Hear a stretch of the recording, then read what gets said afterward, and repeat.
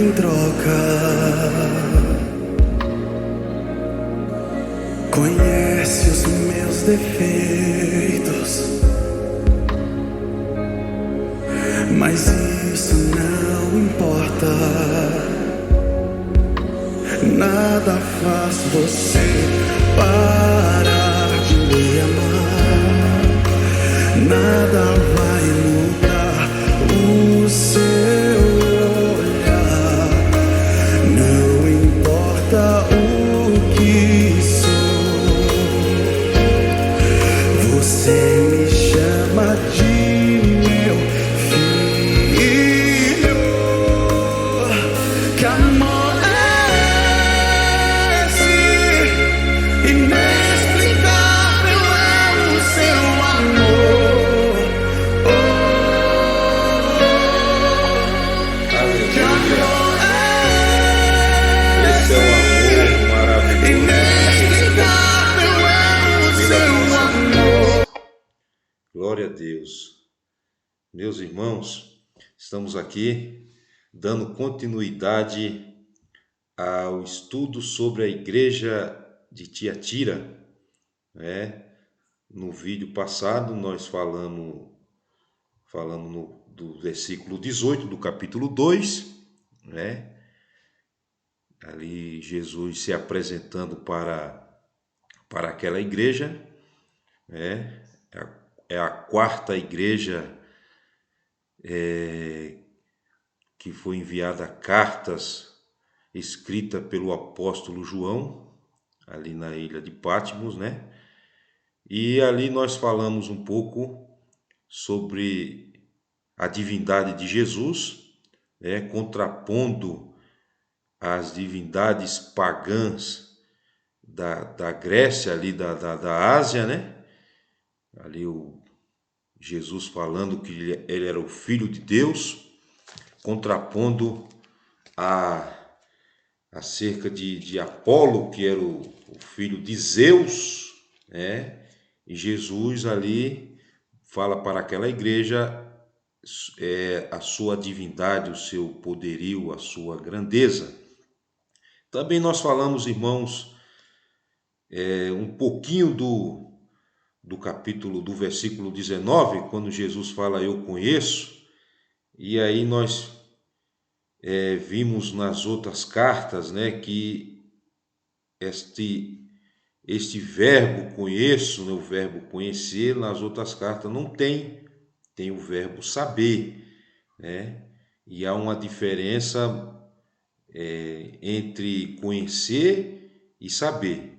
Veja aqui, há essa diferença. Nós vemos aqui, saber estar informado de determinada coisa, e o conhecer é aquilo que é conhecido, ou ter ciência de alguma coisa ou pessoa. Então veja aí há uma diferença, né? Então aqui percebemos que Jesus conhecia não só, como a gente vamos ver no versículo 19, não só as obras daquela igreja, mas Jesus conhecia a pessoa, não é? Era um personagem que estava causando ali problemas dentro daquela congregação. Então nós vemos aqui, meus irmãos, primeiro, aonde ficava situada Tiatira, que hoje dá-se o nome de Axarra. Axarra quer dizer cidade branca, Tiatira quer dizer sacrifício de perfume, não é? Ficava nessa região aqui, que hoje está situada a Turquia, não é? E nós vemos aqui também, meus irmãos, algumas características que essa igreja tinha, e aqui nós vamos estudar, né? Tiatira, a igreja tolerante, e ela tinha cerca de 5 características. Jesus fala aqui de 5 características, né? Que primeiro, amor, fé, serviço, perseverança, e aqui Jesus diz que as últimas obras daquela congregação era maior do que a primeira.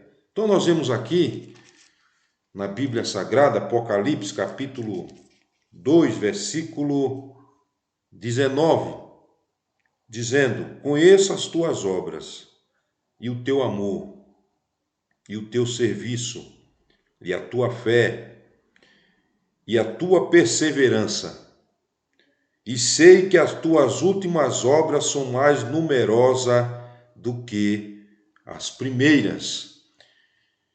Então nós vemos, irmãos, primeiro, Jesus conhecia aquela igreja, Jesus conhecia o personagem que estava causando os problemas naquela igreja, mas Jesus também conhecia as obras daquela igreja. As obras ali está relacionada ao serviço, e isso Jesus fala para as 7 igrejas do Apocalipse.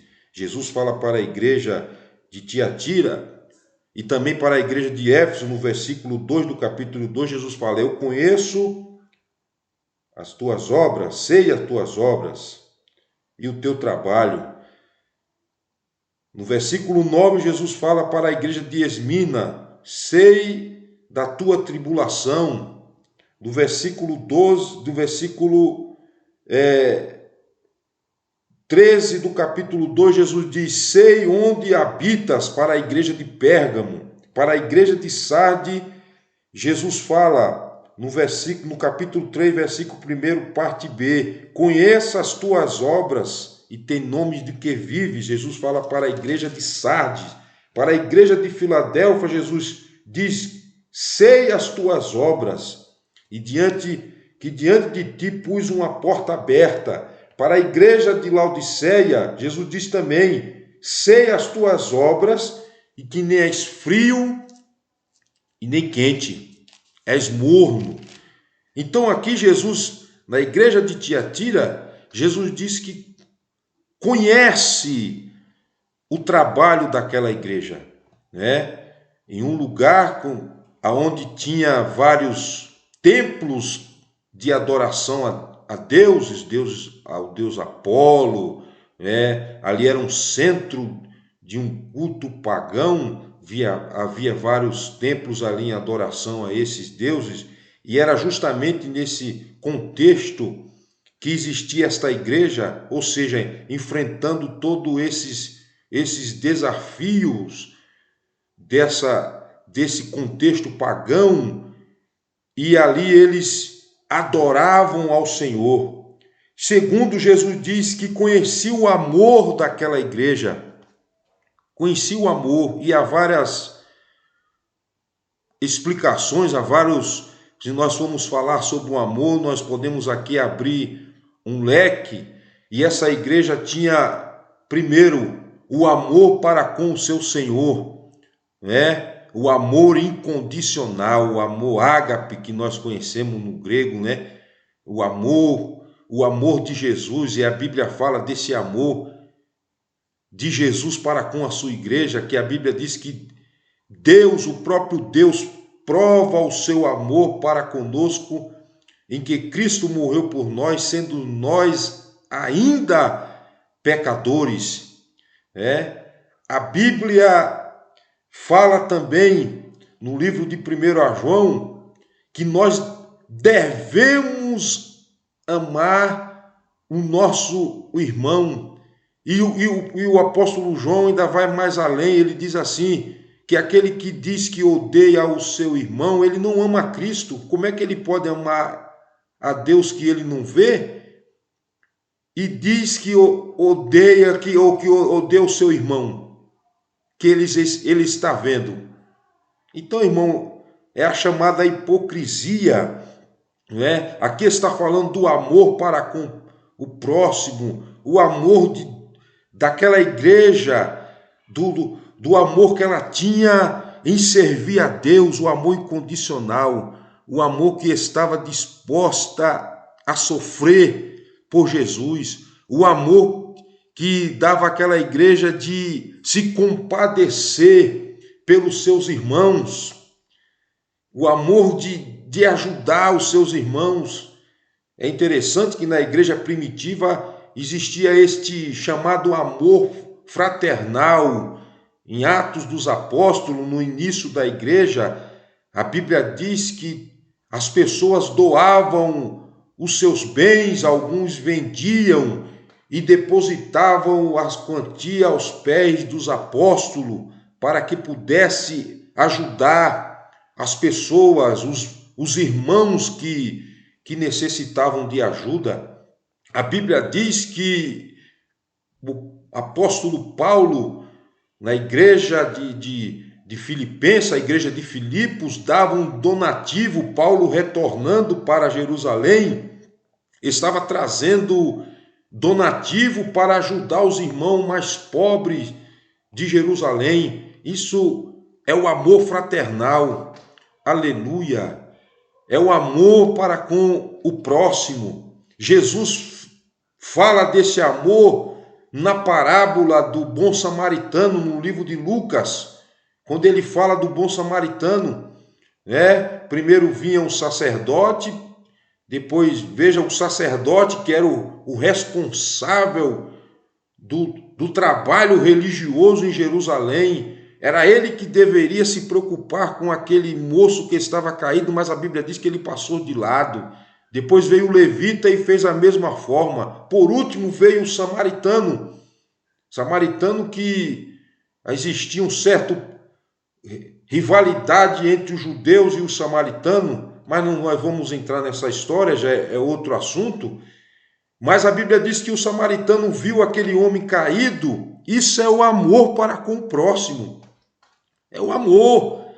Viu aquele moço caído, ele foi lá e ajudou aquele moço. Aleluia.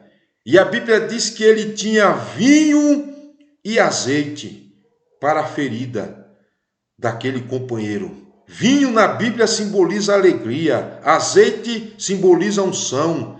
E a Bíblia diz que esse homem tinha tudo isso e ainda levou esse moço para uma estalagem e disse para o dono daquela estalagem, uma espécie de uma pensão, disse: olha, cuida dele e quando eu voltar eu pago o restante da dívida. Isso é amor. E Jesus fala para a igreja de Tiatira que ela tinha amor. Segundo, Jesus disse: eu conheço também o teu serviço. Olha, conheço o teu trabalho. Serviço aqui está relacionado ao trabalho. Aleluia. Está relacionado a fazer a obra de Deus. Servir ao Senhor. Servir na obra de Deus. Esta igreja tinha a responsabilidade da evangelização, de trabalhar naquela região. Jesus disse: eu conheço o teu serviço. Meus irmãos, e a nossa vida cristã está relacionada também ao trabalho. Jesus não chama ninguém que está ali sem querer fazer nada. A obra de Deus é trabalho, irmãos. Jesus não nos chamou para ficarmos sentados no banco da igreja, ali somente lá e cultuar e apenas isso. Não, Jesus nos chamou para trabalhar. No livro de Hebreus, a Bíblia diz que aquele que lança a mão do arado, veja, o arado é uma ferramenta de trabalho, é uma ferramenta que se usava para arar a terra para o plantio. Aleluia! Jesus chamou os seus discípulos para o trabalho. Jesus disse para Pedro: venha a mim, venha, eu vos farei pescadores de homens. Trabalho. E a igreja de Tiatira tinha a responsabilidade do serviço. Veja que Jesus conhece aquele que trabalha. Quem trabalha tem recompensa. Terceiro, Jesus diz: eu conheço também a tua fé. Aleluia. Fé aqui no sinal de perseverança. Fé no sentido da fidelidade. Fé no sentido de acreditar. Jesus disse: eu conheço a tua fé. Em meio a um contexto turbulento, em meio a uma situação aonde são exigida a adoração ao imperador, é exigida a adoração aos deuses daquela época, a igreja de Tiatira, ela não se curvava diante dessa circunstância. Aleluia! Jesus disse: eu conheço a tua fé. Tenha fé, irmão. A Bíblia fala da sua fé natural. Qual é a fé natural? A fé natural é que nós acreditamos, aleluia, que se você vai fazer uma viagem, por exemplo, você acredita que você vai chegar no seu destino final. Isso é a fé natural, né? Nós cremos que Deus existe, mas tem a fé sobrenatural. A fé que Paulo fala no livro de 1 Coríntios, que é a fé como dom, a fé sobrenatural, a fé que faz nos acreditar no impossível, a fé que diz no livro de Hebreus, no capítulo 11, ora, a fé é o firme fundamento das coisas que não se veem, mas que se espera. É a fé, aleluia. Abacuque diz que o justo, pela sua fé, ele viverá. Abacuque estava profetizando quando o povo ia ser levado cativo para a Babilônia. Ele diz assim: olha, em meio a essa condição, o justo irá viver pela fé. Ele irá viver acreditando, aleluia, nas promessas de Deus. Ele vai viver acreditando que Deus é poderoso para trazê-los de volta para a sua terra natal. Aleluia! Isso é fé. Fé é acreditar que Deus fará o impossível pelas nossas vidas. Fé é acreditar que Deus não vai te deixar morrer no deserto. Isso é fé. Fé é acreditar que Deus trará a provisão para a sua família, mesmo em meio ao caos. Isso é acreditar. Aleluia, glória a Deus. Moisés tinha fé que Deus poderia alimentar o povo caminhando no deserto. E Deus proveu. Deus proveu os cordonizes que voavam a 10 centímetros de altura para que o povo pudesse pegar aquelas aves e poder se alimentar. Aleluia! Deus proveu água da rocha para que o povo pudesse saciar a sua sede. A Bíblia diz que os pés dos israelitas não se incharam, as roupas não se rasgaram. Aleluia! Isso é fé, irmãos. Isso é fé no Deus da providência. E a igreja de Tiatira tinha fé. A igreja de Tiatira tinha perseverança. Jesus disse: eu conheço a tua perseverança. Perseverança aqui, que no grego é hipomonde, que quer dizer paciência. Aleluia. Perseverar, irmãos, é saber esperar. Esperar em Deus, acreditar, esperar no Senhor. O salmista diz assim: esperei com paciência, perseverança no Senhor. E ele se inclinou para mim e ouviu o meu clamor. Aleluia. Abacuque disse, depois dele fazer todo aquele questionamento diante de Deus, no capítulo 2, ele diz assim: eu vou ficar na torre da vigília, aguardando a resposta do Senhor. Isso é perseverança. É saber aguardar. Que maravilha. É saber aguardar no Senhor, é saber esperar a resposta que vem de Deus para o nosso coração. Muitas das vezes, irmão, nós nos precipitamos nas nossas decisões. Nós oramos de manhã e queremos que Deus nos responda à tarde. E quando Deus não nos responde à tarde, à noite, nós pegamos a nossa causa e tiramos da mão de Deus. E fala assim, não, deixa que eu mesmo vou resolver. E aí nós quebramos a cara. Conta assim a história de 3 filhos que o pai prometeu a eles que iriam levar ele em um concerto. E os filhos se aprontaram para esperar o pai para levá-lo àquele evento. E naquele dia choveu de uma forma assustadora. Como diz lá no Nordeste, choveu tanto que um pingo d'água dava para encher um balde.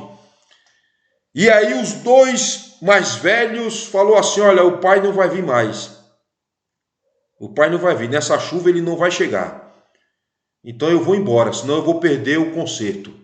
E os 2 saíram debaixo de chuva, com um guarda-chuva, na metade do caminho, aquele guarda-chuva quebrou, eles se molharam todinho, irmãos. A sua roupa, todo molhado. Mas o mais novo falou assim, não, eu vou esperar, o papai disse que vai vir, ele vai vir. Então eu vou aguardar. E aí o pai chega, pergunta dos 2, o menino fala assim, eles já foram, pai. E na metade do caminho o pai encontra com os 2 mais velhos, todo encharcado. Moral da história, aqueles 2 perderam o evento. E o pai com o filho mais novo puderam assistir o evento. Por quê? O filho mais novo soube esperar o pai. Espere. A igreja de Tiatira, ela tinha perseverança. Ela esperava, ela sabia esperar no Senhor. O segredo, irmãos, é nós esperarmos no Senhor. Aleluia.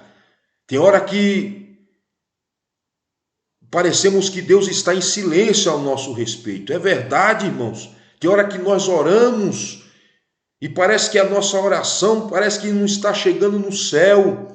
Nós não encontramos resposta. Este dia eu vi um vídeo que me tocou e me fez chorar, de uma criança que brigou com seu irmãozinho e ela entrou no seu quarto, abriu a janela e foi falar com Jesus e foi pedir perdão ao Senhor, e ela disse assim, Senhor, eu estou aqui, eu peço que o Senhor me responda. Responda-me, Senhor. Aleluia. Me responda. E aí, ela ali esperando Deus falar com ela, olha a simplicidade de uma criança. De repente entrou uma brisa suave dentro do seu quarto e balançou a cortina. E quando balançou a cortina, ela olhou para a cortina, balançando naquela brisa. Ela disse assim, o Senhor já me deu a resposta.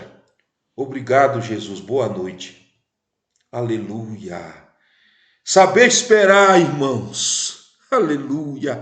É saber aguardar, porque Deus também fala no cicílio do vento. Oh, glória! Como ele falou com Elias, espere, meu querido, que Deus lhe dará a resposta naquilo que você está precisando. Espere, saiba aguardar no Senhor. Aquela igreja também, irmãos, Jesus disse assim, sei que as tuas obras são mais numerosas do que a primeira. Veja bem, em meio às turbulências, em meio às intempéries, em meio às dificuldades, as obras da igreja de Tiatira, ao invés de diminuir, estava aumentando. Ela estava ali trabalhando mais para o Senhor. Em meio às dificuldades, aquela igreja não se acomodou. Jesus disse assim, as tuas obras, o teu trabalho, o teu serviço são maior do que as primeiras. Aleluia! São mais numerosas. Oh, glória! Quem sabe aquela igreja, em meio a tudo aquilo que ela estava passando, ela se intensificou na oração. Se orava meia hora, passou a orar 1 hora. Se orava 1 hora, passou a orar 1 hora e meia. Oh, bendito é o nome de Jesus. Se eles meditavam na palavra 30 minutos, passou a meditar um pouquinho mais.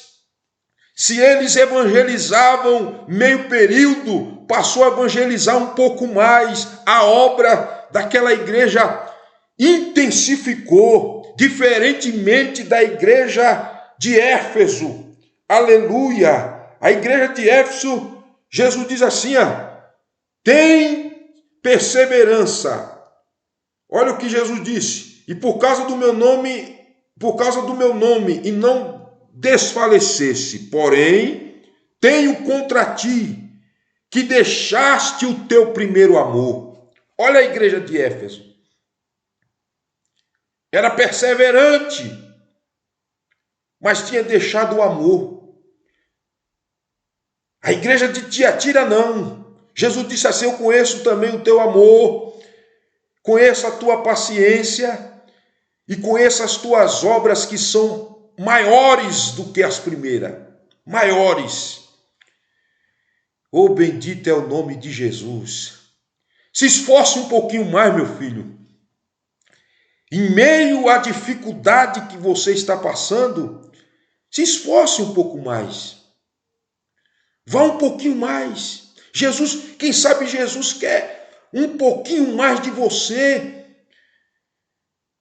Nós temos a tendência que no passado tempo, nós temos a tendência de regredir ao invés de prosseguir.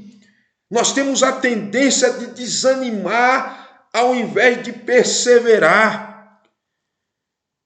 Nós temos essa tendência, por quê? Por quê, meu irmão? Por causa da nossa geração, que é a geração chamada geração fast food, né?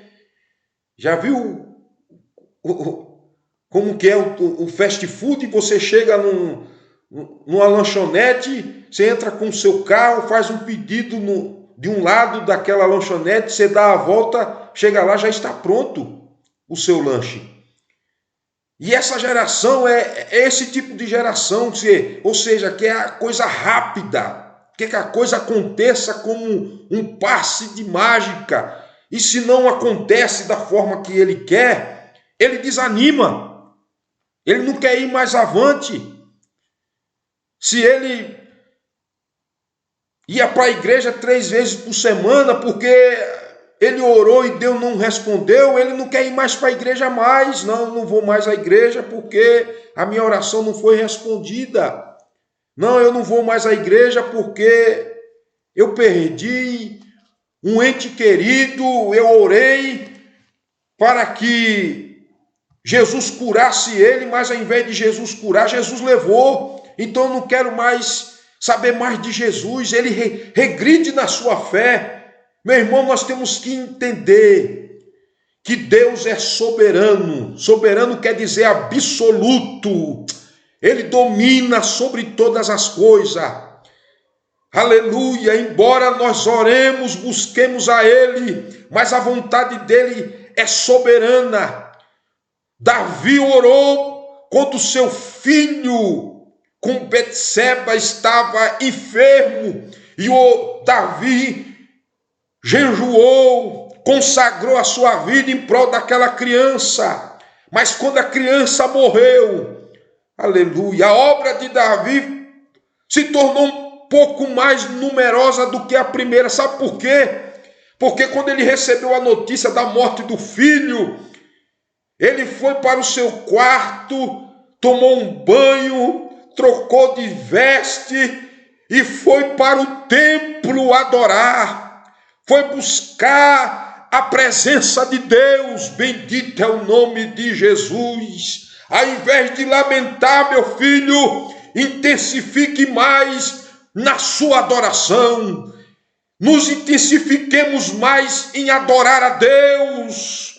Arabai, xarabacantaramanai, porque Ele é soberano sobre a nossa vida.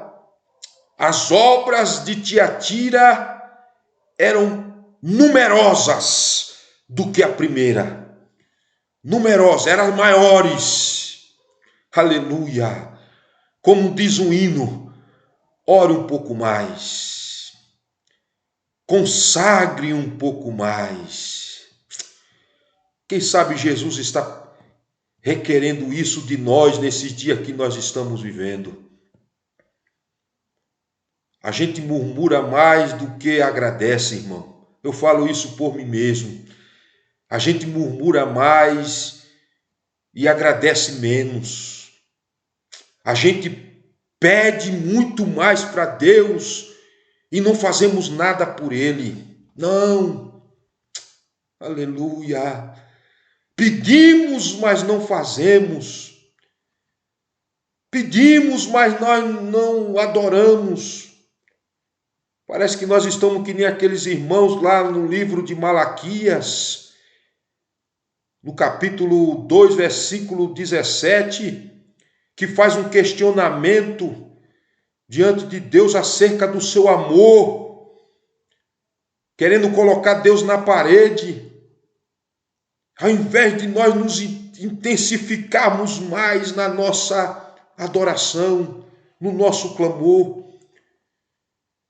Ao invés de fazermos como Jó, quando Jó recebe a notícia que perdeu os seus animais, a sua fazenda, que perdeu os seus empregados e por último recebe a notícia que perdeu os seus 10 filhos. E a Bíblia diz que Jó, ele rasga as suas vestes. Aleluia! E fala, nu eu saí do ventre da minha mãe, nu eu voltarei para lá. O Senhor deu, o Senhor tomou. Bendito seja o nome do Senhor. Quem sabe é hora de nós adorarmos um pouco mais a Deus. Quem sabe é hora de nós buscarmos mais ao Senhor na beleza da sua santidade. Quem sabe é a hora de nós deixar que as nossas obras hoje sejam maiores do que a anterior, quando a coisa estava em bonança, né? É fácil, irmãos, adorarmos a Deus quando a coisa vai bem. É muito bom adorar a Deus quando a despensa está cheia. É bom demais, irmão. Quando todo mês o salário cai na sua conta, na nossa conta. É maravilhoso quando isso acontece. Mas Deus quer nos ver também adorando a Ele no dia da adversidade. Oséias diz assim, eu te levarei ao deserto para ver o que há no teu coração. Olha que coisa, irmão.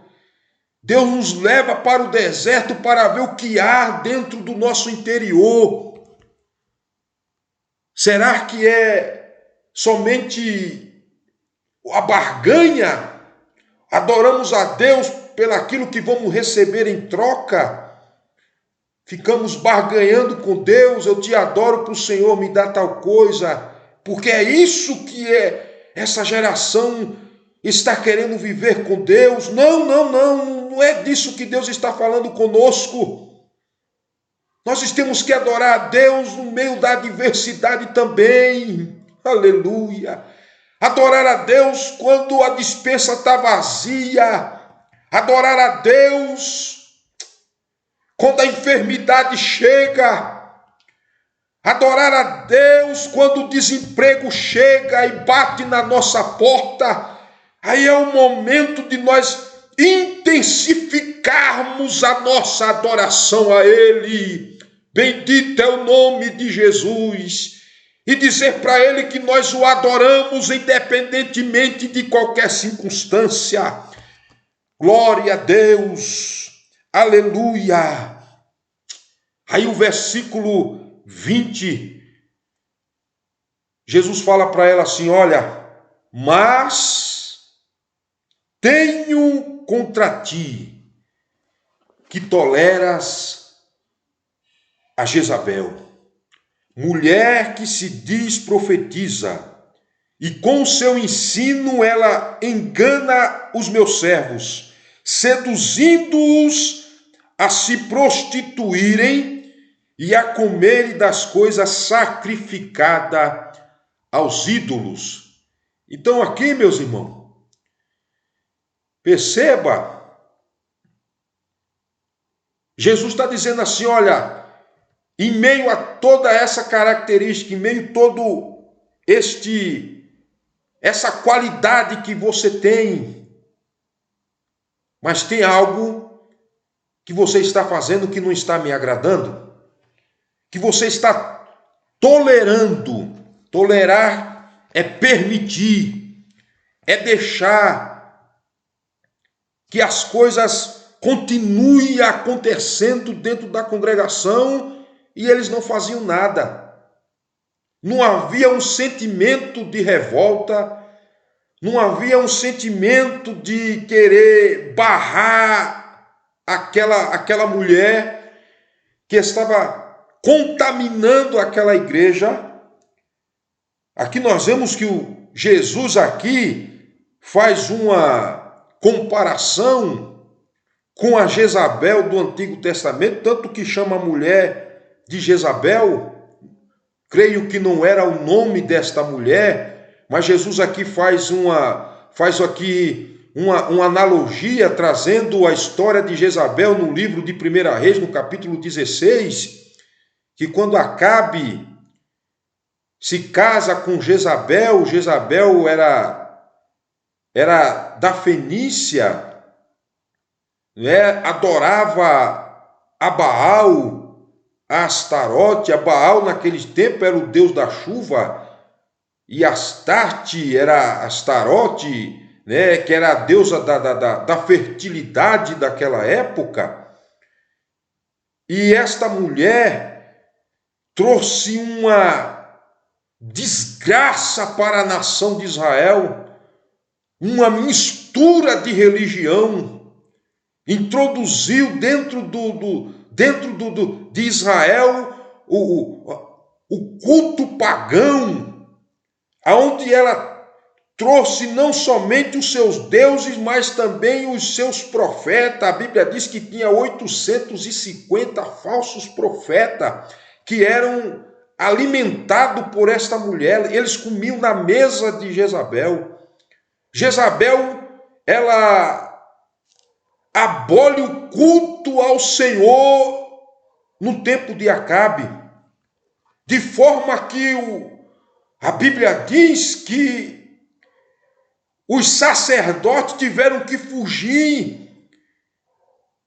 E a Bíblia fala de Obed, que ele sustentou 3.000 dentro de uma caverna, quando ele fala isso, quando ele se encontra com Elias.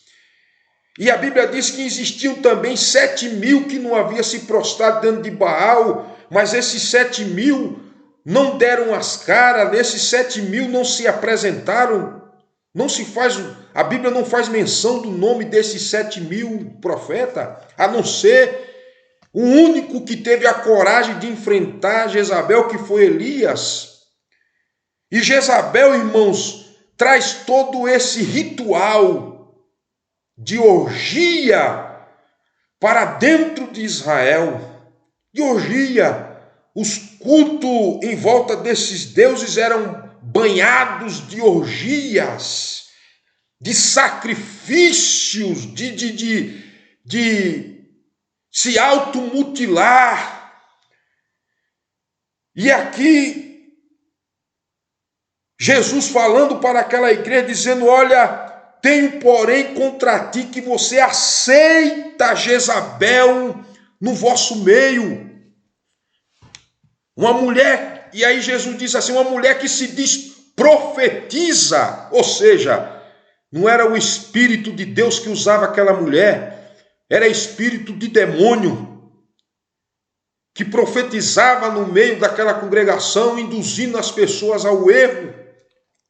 induzindo as pessoas às práticas imorais. E aqui, irmão, nós vemos que a doutrina de Jezabel era a doutrina dos gnosticistas, ou os gnósticos, e que na época dos apóstolos era uma seita que estava em plena atividade. Gnóstico quer dizer conhecimento, e uma das suas bases doutrinárias era que quanto mais eles abusavam do seu corpo, de que forma? Se entregando à prostituição. Eles diziam assim, que quanto mais abusasse da carne, quanto mais a carne fosse entregue ao pecado, mais o homem se auto-santificava e passava a conhecer os mistérios de Deus. Então, quanto mais o homem pecava, mais o homem se santificava. Olha que doutrina do demônio que estava sendo introduzida naquela igreja.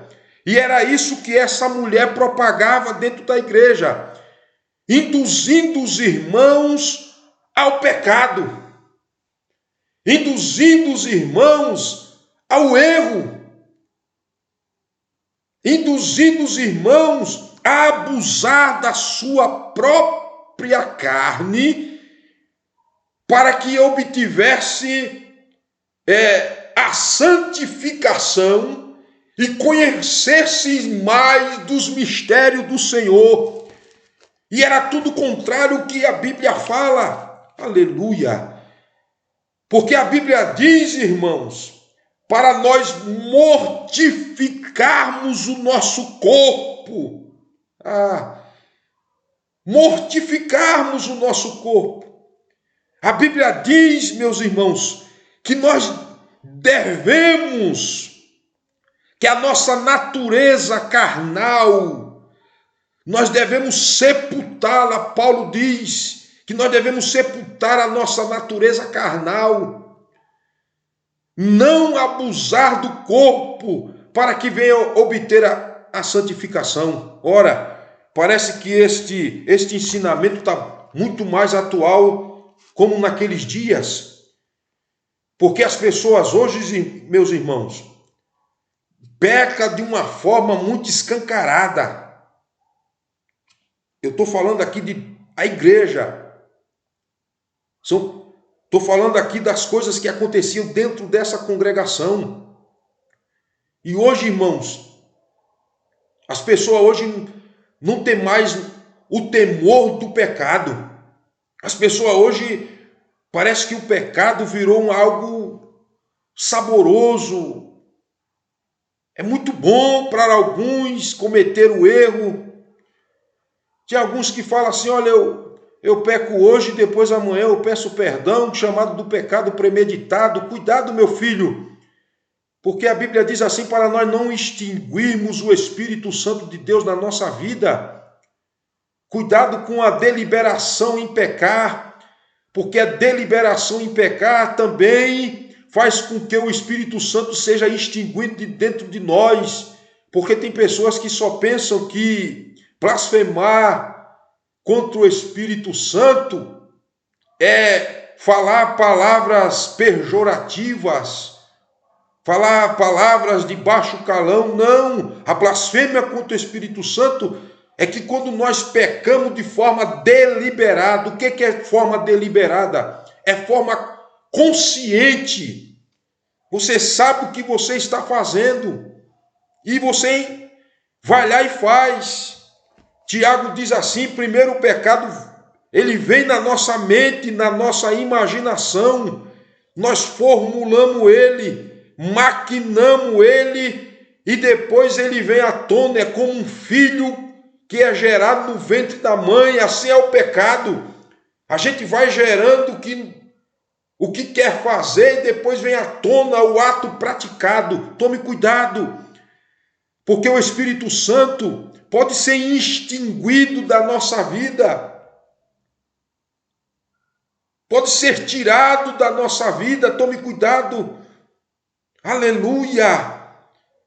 Vejo pessoas, irmãos, que não falam mais em mistério com Deus. Vejo pessoas, irmãos, que não, aquela intimidade que ele tinha com Deus antes, hoje não tem mais. Perdeu. Quer um exemplo, por exemplo? Vamos fazer um exemplo do filho pródigo, do livro de Lucas. O filho pródigo pediu a parte da sua herança. Foi para uma terra longínqua. Ele gastou tudo que tinha. Ele volta para casa. E o pai o recebe de forma amorosa e calorosamente ali. Dá a ele uma veste nova. Dá a ele sapato. Dá a ele anel. E a herança? E a parte da herança que ele tinha, ele perdeu. Ele perdeu. Ele pediu a parte dele, o pai deu, ele levou e gastou tudo. Ele foi reintegrado na família. O pai não o tratou como escravo, não. Mas a herança que ele havia adquirido, ele gastou tudo com os amigos, com as meretrizes. Olha o que a Bíblia está querendo dizer com isso, irmãos. Estou falando aqui da doutrina de Jezabel, viu? Pessoas que toleram a doutrina de Jezabel, que abusam do próprio corpo, que pecam de forma deliberada. Há uma conversão, há um arrependimento? Há. Você não perderá a sua salvação, porque a Bíblia diz que aquele que confessa e deixa alcança misericórdia. Mas há algo na nossa vida espiritual que Deus nos dá, que muitas das vezes nós não o recuperamos mais. Tome cuidado. Tem pessoas que eram usadas poderosamente na mão do Senhor e perderam essa graça, perderam esta unção. A Bíblia diz que Saul chorou amargamente quando perdeu a sua primogenitura e não a recuperou mais. Ela foi dada para o seu irmão Jacó. Cuidado, meu filho, cuidado. Tem pessoas que estão perdendo aquilo que Deus tem lhe dado e eles acham que são detentores. Ah, Deus me deu e não é meu, não é seu. Deus pode arrancar de você. Tome cuidado. Tome cuidado com aquilo que Deus te deu, com o dom que Deus te selou, que você pode perder ele, porque os dons estão condicionados à igreja, não é ao indivíduo, para que ele pense que pode fazer o que quer, da maneira que quer. Não, senhor. Então a igreja, a congregação de Tiatira estava tolerando o gnosticismo, tolerando o pecado. Essa mulher se dizia profetisa. Olha, é sério, irmãos. Porque os nossos púlpitos estão sendo ocupados por pessoas que se dizem profetisas ou profetas, pregando palha, não estão alimentando o rebanho do Senhor, estão falando coisas da sua própria imaginação, do seu próprio entendimento. Eu me lembro quando adolescente, ali na minha cidade, em São Luís do Quitunde, em Alagoas, me lembro que chegou um cidadão lá, e ele se dizia judeu, e este moço chega na nossa igreja dizendo ser um dos pregadores, um homem eloquente, e ele chega ali, o nome Paulo, um pseudo, não era o nome verdadeiro do cidadão. Ele ficou hospedado em um hotel da cidade e o pastor abraçou esse camarada e ele pregava quase todos os cultos da igreja. Pregava na terça, pregava no domingo, pregava no sábado de ceia, pregava nas concentrações que nós fazíamos na rua, concentrações que aqui nós conhecemos como o trabalho de evangelização. E um dia, esse camarada pede o carro emprestado do irmão, um Chevette, e ele some com o carro do irmão. Na verdade, o camarada não era profeta, não era pregador, não era nada disso. Era um larápio. A irmã que lavava a roupa desse cidadão procurou o pastor e falou para o pastor que todas as vezes que ela ia lavar a roupa dele, o cheiro da sua camisa era cheiro de nicotina, de cigarro. E ali nós descobrimos, irmãos, que Paulo, na verdade, não era Paulo. Paulo era um ladrão e estava ocupando o púlpito da igreja, pregando, falando em mistério. Olha que coisa! Enganando a tudo e a todos. Quantos Paulos não tem por aí, irmãos? Quantos Paulos? Quantos Isaac Mugunga, que chegou aqui em Mogi das Cruzes há uns anos atrás, se passando por missionário, e quando fomos descobrir, era um camarada divorciado da mulher e ficava visitando igreja para tirar as ofertas dos irmãos para se enriquecer. Era um larápio que ficava andando aqui na região, na zona leste de São Paulo. Quantos desses existem por aí? Quantos que estão profetizando a seu bel prazer?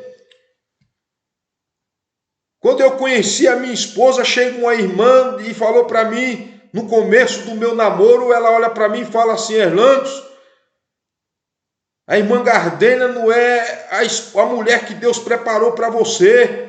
Deus tem preparado outra. Eu fiquei olhando para ela e falei: é mesmo, irmã, mas Deus não falou isso comigo, não. Deus não me falou isso. E louvo a Deus, irmão, que vai fazer 19 anos que estou casado com a irmã Gardênia. Aleluia! Se eu fosse acreditar nesses pseudos profetas, o que seria da nossa vida? Meu querido, tome cuidado, mulher que se diz profetiza. Pessoas usadas pelos espíritos demoníacos. Se eu for contar aqui, o que surge dentro das igrejas são coisas terríveis.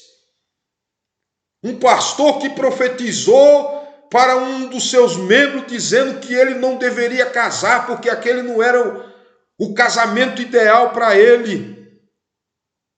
E o camarada desmanchou o noivado, acabou com a festa de casamento, tudo.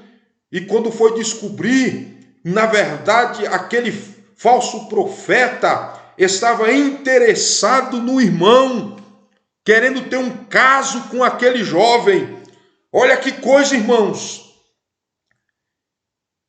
E os nossos púlpitos, muitas das vezes, pessoas que nós não conhecemos, tome cuidado.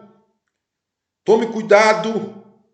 A Bíblia diz assim: examinai as profecias, examinai os espíritos para ver se são de Deus. Pessoas que estão fazendo divisão dentro da igreja, usando de profecia, usando de engano.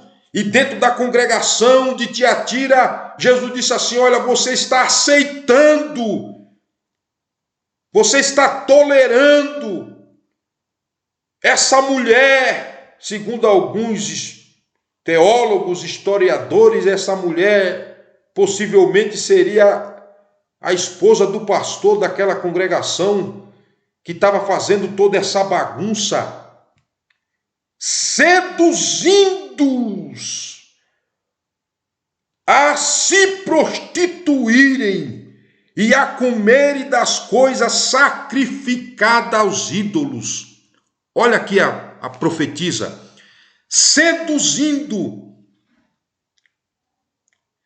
os irmãos a se prostituir, a cometer pecados de adultério dentro daquela igreja,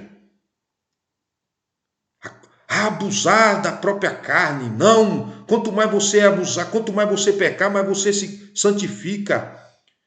Paulo diz assim em Romanos: onde ambudou o pecado, superambudou a graça. Ambudou o pecado quando nós estávamos no mundo, meu irmão. Quando nós não tínhamos conhecimento do Evangelho. Quando nós não tínhamos conhecimento da salvação. Então, quando nós aceitamos a Cristo, Jesus, através do seu sangue precioso, nos limpa. E o Espírito Santo é derramado sobre nós. Aí Paulo diz assim: porventura continuaremos pecando? Não, não. Aquele que está em Cristo já é nova criatura.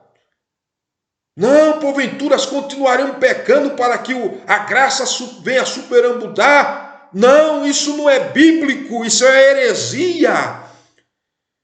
O segredo agora é a santificação. Paulo diz em Coríntio: e agora somos com o rosto como descoberto. Aleluia. Vamos ver lá. Coríntios, no capítulo, para nós terminarmos, Paulo falando, primeiro aos Coríntios, né? Segundo aos...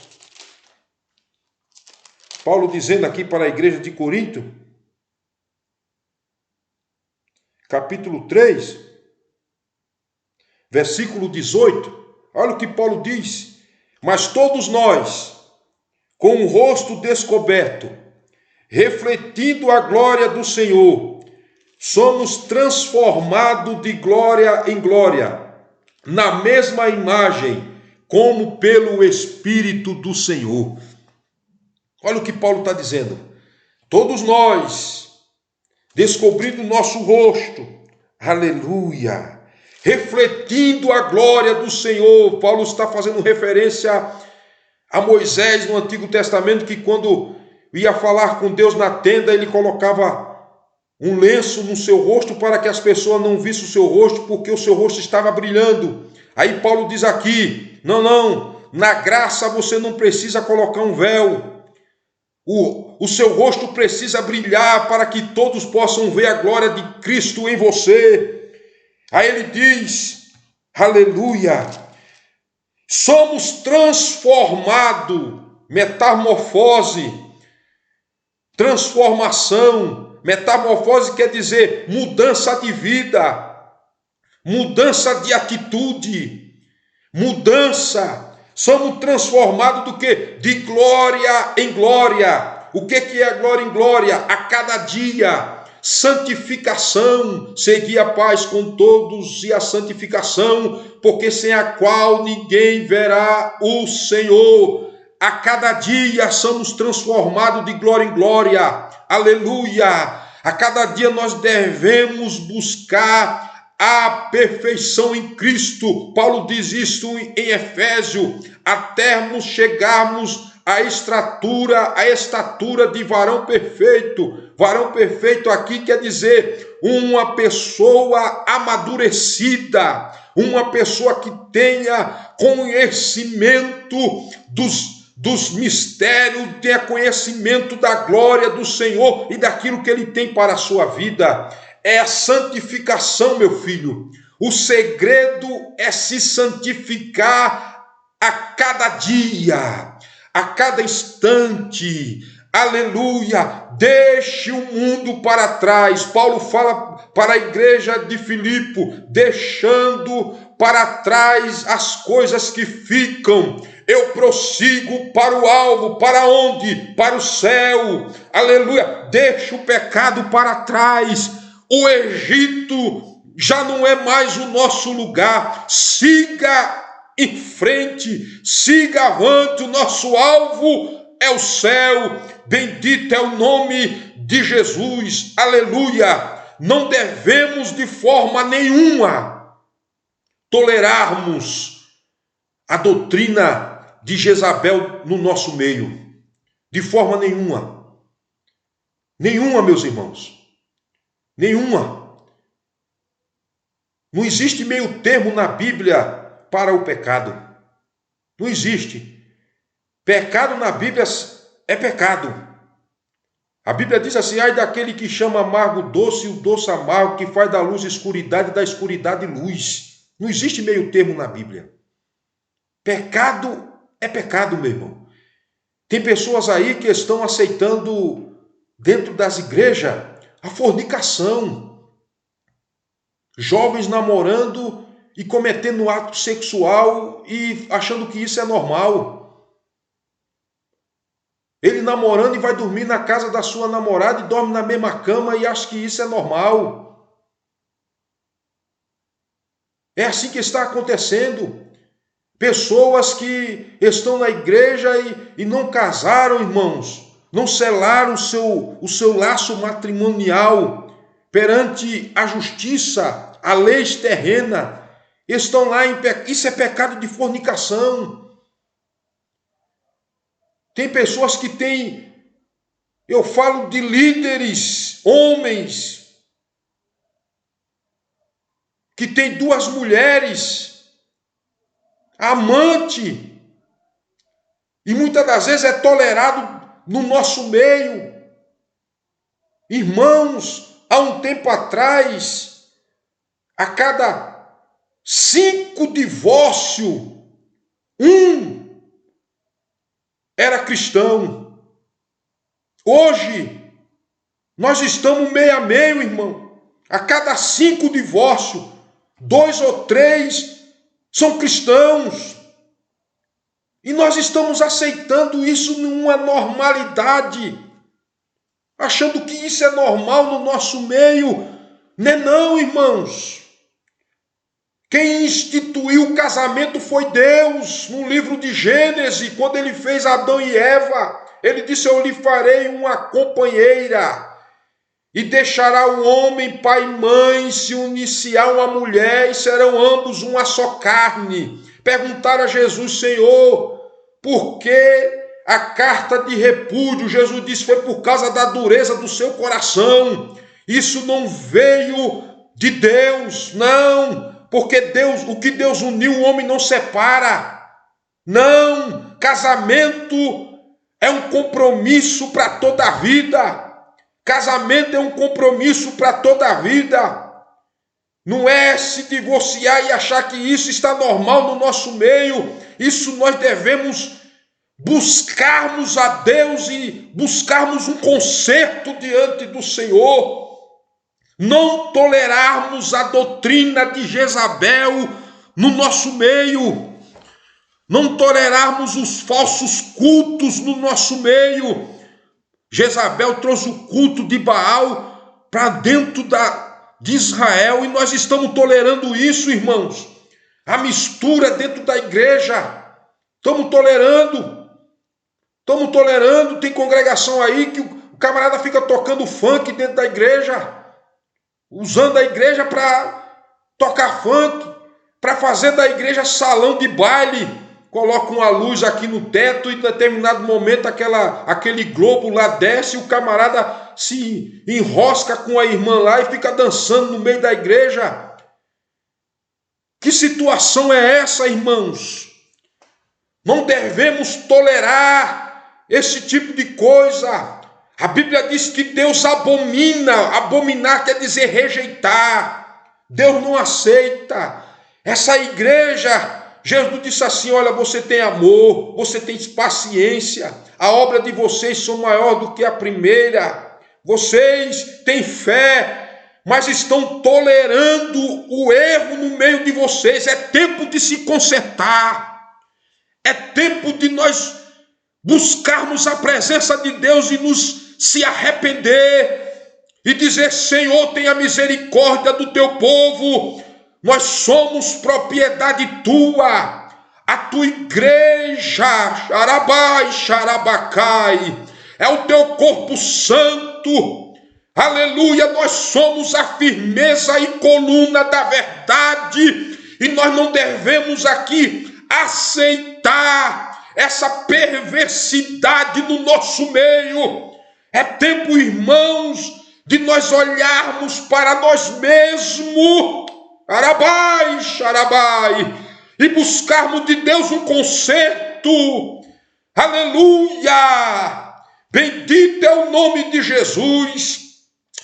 O povo lá no livro de Malaquias dizia para Deus: Senhor, o Senhor nos ama mesmo, porque o Senhor está tratando os injustos como justo e não há punição. Aí Deus falou assim: vocês querem que eu comece um trabalho de limpeza, de purificação, como o ouro é purificado no fogo? Eu vou começar no meio do meu povo. Eu vou começar no meio da igreja. Quem sabe tudo isso Deus está dizendo, porque a pandemia afetou o ímpio e afetou o justo também, irmãos.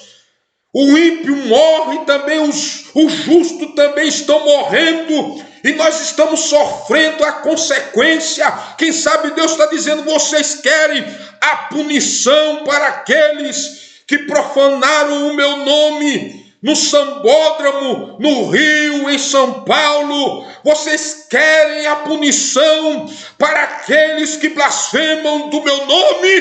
Também eu vou começar o julgamento no meio do meu povo. Eu quero a limpeza, aleluia, que acabem com a fornicação, com o adultério, com os falsos cultos, que eu não estou, aleluia, me agradando de vós. Arabai, xarabacai, xarabacantaramanai. Aleluia. Vamos nos consertar por nós mesmos, filhos.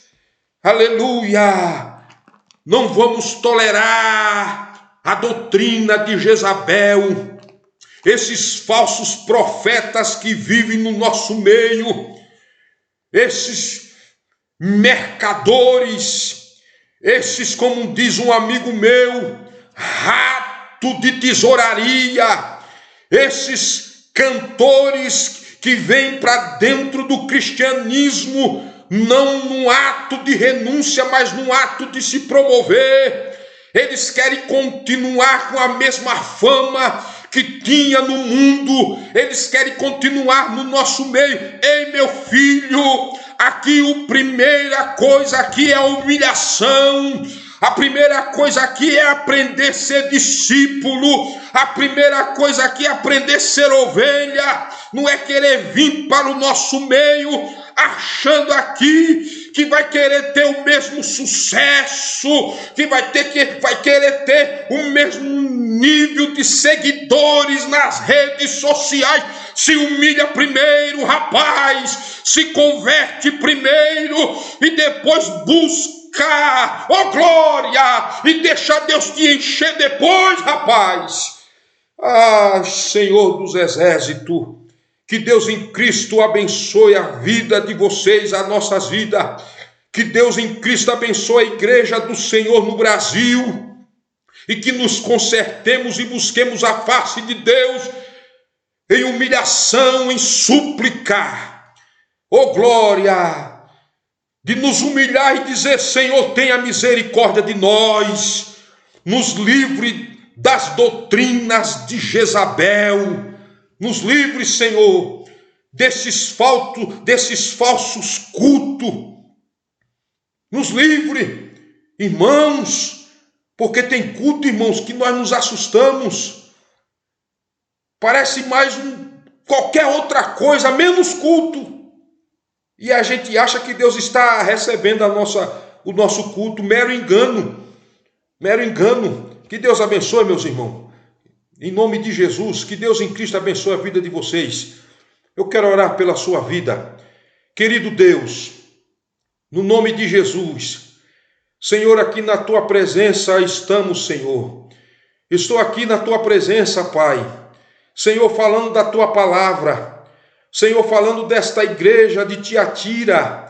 Ó Deus, que tinha tantas qualidades, Senhor, mas estava tolerando a doutrina desta mulher, que estava tolerando a doutrina de Jezabel, que estava tolerando o gnosticismo ali, Senhor. Ó Deus, que estava tolerando o pecado, que estava tolerando ali a prostituição, que estava tolerando, Senhor, o sacrifício aos ídolos. Meu Deus, no nome de Jesus eu oro neste dia pedindo a Ti a misericórdia, Senhor, sobre a igreja do Brasil. Eu oro a Ti pedindo a Tua misericórdia sobre a Tua igreja, Senhor, nesta nação. Tenha misericórdia de nós. Pai, nós precisamos de Ti, Senhor. Nos livra dessa doutrina diabólica. Senhor, nos leve pelo caminho da santificação. Senhor, nos leve pelo caminho da renúncia.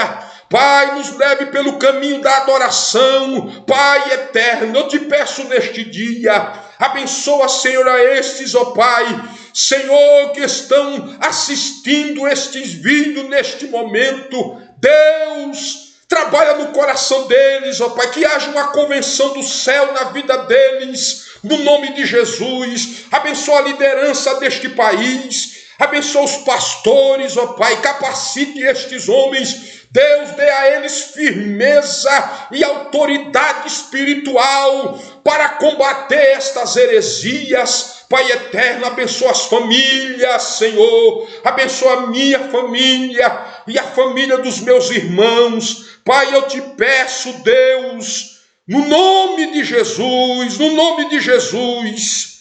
Amém. Glória a Deus. Que Deus em Cristo abençoe a vida de cada um de vocês, meus irmãos.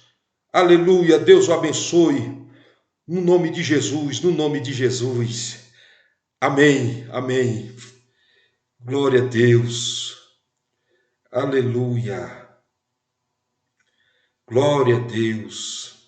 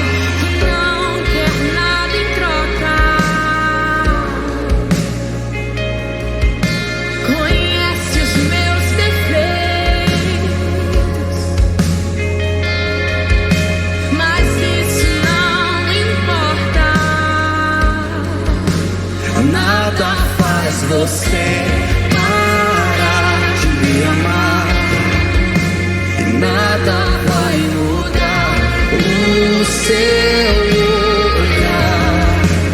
Não importa o que sou, você me chama de meu.